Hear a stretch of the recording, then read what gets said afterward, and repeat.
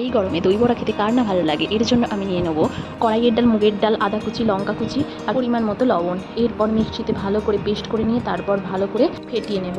এরপরে ফেটানো হলে দেখা যাবে যে জলের ওপরই মিক্সচারটা ভালোভাবে ভেসে উঠেছে। এরপর কিছুটা পরিমাণে কালো জিরে ও জোয়ান দিয়ে আরও একবার ফেটিয়ে নেব। তারপর কড়াইয়ে তেল গরম হয়ে এলে এক এক করে ওই বড়ার সাইজে দিয়ে দেবো। খুব বেশি লাল লাল করে ভাজার দরকার নেই, তুলে নেব। এরপর বাকি বড়াগুলো ভেজে নেব। বড়াগুলো জলে ভিজিয়ে রাখতে হবে, এর জন্য একটা মশলা তৈরি করে নেব। তেল গরম হয়ে এলে দিয়ে দেবো কালো সর্ষে, আমলা মেথি, কিছুটা পরিমাণে আদা কুচি, জিরে ও কারি পাতা দিয়ে ভেজে নেব। তারপর একটা পাত্র নিয়ে জলটা রেডি করব। দিয়ে দেবো 2 চামচ চিনি এবং 1 চামচ লবণ, দিয়ে জলটাকে ভালো করে গুলিয়ে নেব। তারপর ওই ভাজা মশলাটা দিয়ে দেবো জলের ওপর। এরপর ভেজে রাখা বড়াগুলো জলের মধ্যে ডুবিয়ে দেবো।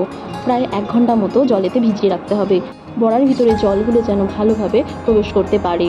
1 ঘন্টা পর এই বড়াগুলো থেকে জল ছিপে ছিপে ভালো করে অন্য একটা পাত্রে রেখে দেবো। এবার টক দইটা রেডি করে নেব। তার মধ্যে দিয়ে দেবো 1 চামচ চিনি, 1 চামচ বিট লবণ, দিয়ে ভালো করে গুলিয়ে নেব। এরপর বড়াগুলো দিয়ে দেবো একটা একটা করে দইয়ের মধ্যে। এর ওপর থেকে একটা মশলা ছড়িয়ে দেবো, যা এই দই বড়ার স্বাদটাকে আরও দ্বিগুণ করে দেয়। এর জন্য গোটা ধনে, গোটা মৌরি, গোটা জিরে, শুকনো লঙ্কা, লবণ দিয়ে ভেজে নেব শুকনো খোলায়। এরপর ওই মশলা, তেঁতুলের চাটনি আর ঝুরি ভাজা সহযোগে পরিবেশন করব। আপনাদেরও এইভাবে করার অনুরোধ রইল।